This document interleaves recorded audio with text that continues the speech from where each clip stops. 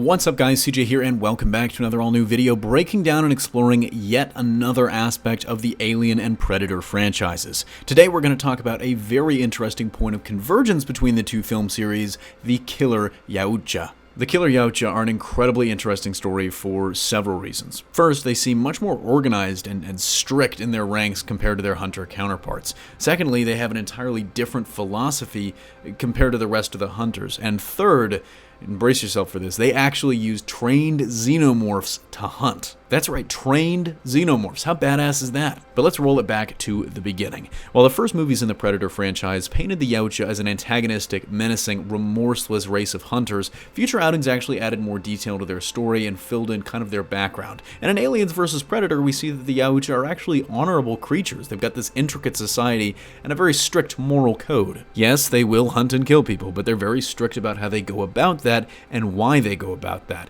Any Yautja that breaks the code is considered bad blood, basically taboo outcasts that can be killed on sight by other predators, whether their violation of the code was intentional or not. But usually these bad blood predators are just individuals.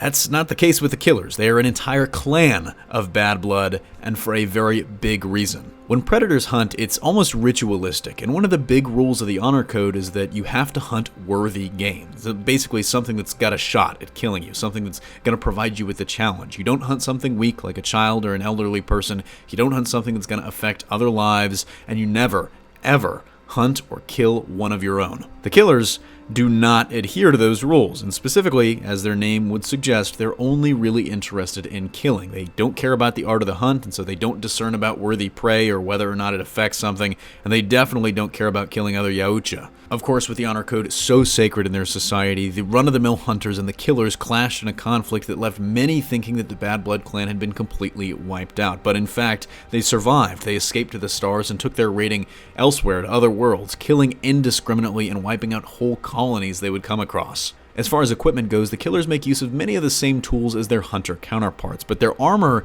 is actually usually more complete. It's heavier, bulkier, covering their chest more completely, and basically looking more like solid plate armor over their entire body with really ornate helmets. They're also uniquely organized in that they all seemingly wear the same or incredibly similar armor, with a dark gray and red color scheme, including helmets with red eyes. But there's another big and dangerous difference between the hunters and the killers.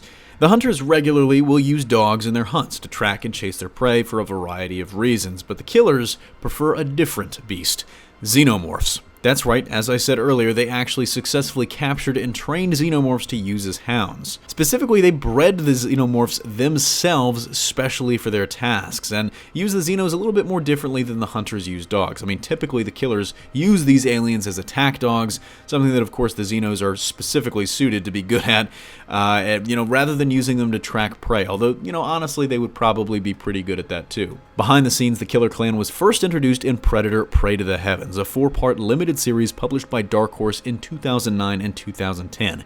In that book, a human security contracting firm is caught in the middle of both a third world civil war on Earth and the civil war between the killers and hunters, with some devastating consequences. The killers reemerged in Aliens vs. Predator: 3 World War, a 6-part Dark Horse series published in 2010, which sees the killers reemerge to wipe out a human colony and the human colonial marines teaming up with the hunters to try to take them down, with some interesting results. Believe it or not, that's the extent of the killers that we've actually seen, although with Shane Black talking about the different clans and factions of the Predators on the Yautja homeworld at SDCC, who knows, there might be a chance that we'll see the Killer Yautja in action in a future film. Personally, I would love that, because this is just an incredibly interesting thing. I mean, of course, in the original films, the Predators were just these antagonistic aliens, and it wasn't until future films that we got to know them as basically ritualistic, honor code-bound hunters. But they're still like kind of a nomadic tribal society at the same time as they're, this super advanced race of predators.